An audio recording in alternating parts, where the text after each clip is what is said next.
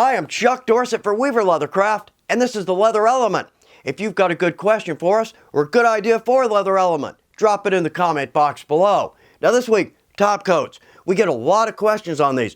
Big variety out there, and this can be very confusing. Now, if you're new to leather, a top coat or a finish, it's going to seal the leather. Now, I use that term loosely because a top coat or a finish is not a full-on sealant. It's not going to resist water, but it is going to lock in that dye. Keep that dye from rubbing off on us, but at the same time, it will protect the leather. Now, an added benefit to a top coat or a finish is that it's going to give us a gloss, low or high. In fact, we're going to look at several, but at the same time, it's going to enrich in our dye color, really make our projects look beautiful, clean, and professional. All right, so I've got 6 top coats lined up over here. 2 are my absolute favorite, and you'll see exactly why. And we've got 1 here, it's not even considered a top coat. All right, let's talk more finish. So let's do this. Step over here, look at 6 top coats. Now, to get a good comparison here, what I've done is I've taken our natural veg tan single shoulders, 4 to 5 ounce, and I love these. Look how consistent that is. But also, we're going to use the Fiebing's Pro light brown dye on every swatch. Therefore, we'll get a good comparison. All right, first up, Leather Balm. So one of my favorites, and I use this in most of my videos. No ventilation required, actually smells good. Easy on, easy off. So I can apply this with a dauber or a rag. Now, the trick with this is I want to get as much coverage on my first pass as I can. That will keep us consistent. So what I'll do is I've got what I consider a wet rag and a dry rag, and you'll see what I mean.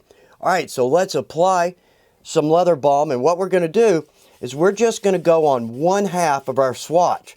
Therefore, we'll be able to see the color change very easily. So I'm going to apply that.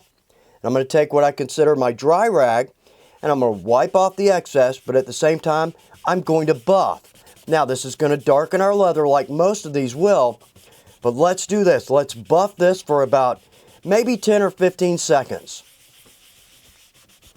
Okay, there we are. Now, we've got a nice gloss. Notice we've darkened our color a good bit, so we need to plan for that up front. But I've got a good low gloss on that. It's really pretty, easy to buff. Now, it's going to lighten a little bit. So what we're going to do is we're going to let each one of these dry. Then we're going to get a pic of each one side by side. All right, so Leather Balm looks pretty good. Easy to apply. Gives that a very rich color. All right, let's jump to our next.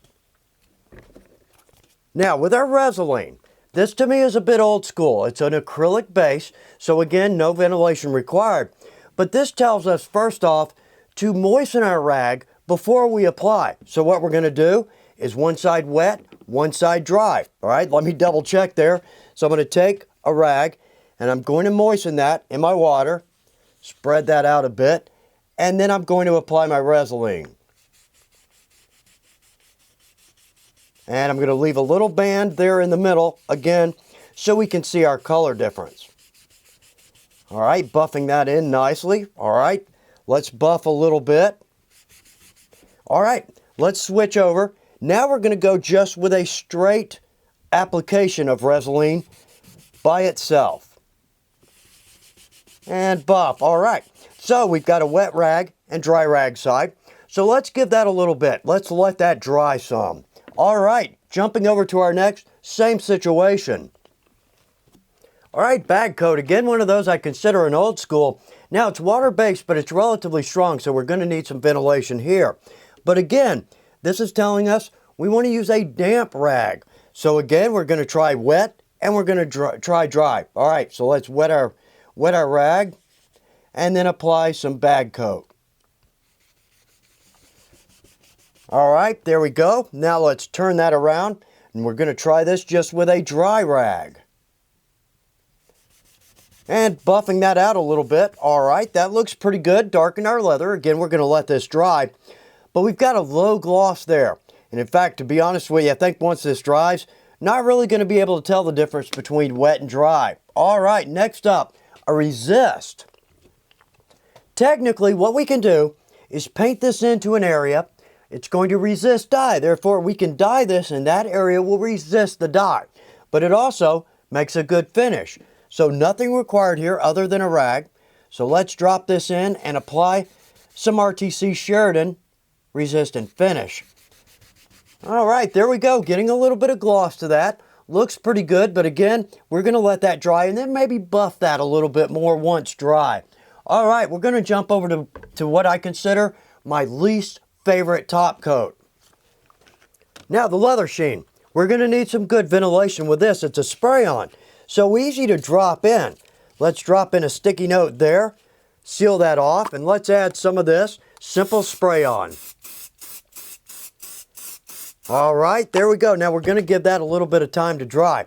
So let's set this aside, and we're going to move over to my absolute favorite. You're going to see a huge difference between this and everything else. And Sadillac. Now, right off the bat, this is my favorite. First off, spray on. Super easy on, and it's going to dry in about 30, maybe 45 seconds. But the biggest point, we're going to see virtually no change in our color. So let's drop this in. Now, trick here. We don't want this bottle cold. We need it room temperature or a little bit above. And I'm simply going to make 2 quick passes and leave it there. And that's it. All right, let's give that about 1 minute to dry. Now, one small trick with this, we're giving this just another second or two to dry, but no kidding, look at that. Just about a minute and it's ready to go. Good ventilation needed, absolutely. But also, this is a spray nozzle, so this can spit a little bit. What I do is typically keep a rag in my left hand. If that does spit, I can simply dab that very lightly and it will disappear. But my point here, look at that, virtually no change in color, beautiful gloss, easy on, and it dries extremely fast. All right, we're going to give everything here a little dry time. Let's do a side-by-side comparison. All right, so we've given each of these plenty of time to dry. And what I've learned is it's tough to get all 6 top coats into one pick so that we can see the change in color, the gloss, the richness of the leather, and some descriptions there. You know what? We're going to go with it. Let's see if this helps. All right, top left, same order. We've got our leather balm. Now we've got a definite change in color there, so we need to plan up front for that. But I've got a nice low gloss, and that dye color, very rich. Below that, the Rezulin and the bag coat. In all honesty, with both of them, I can't really tell a big difference between applying wet or dry. Top right, Sheridan. No change in color, but at the same time, little to no gloss. Now we can add multiple coats to bring that gloss up. Below that, leather sheen. We've got a little bit of change in color, but other than that, you know what? It offers me absolutely nothing. And my favorite, Sadillac. Beautiful gloss there, but also very little change in color.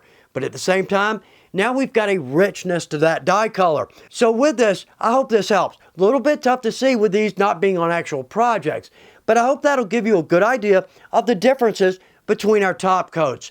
I hope this is a big help to you. Thanks for taking time to watch The Leather Element. Good luck with your projects.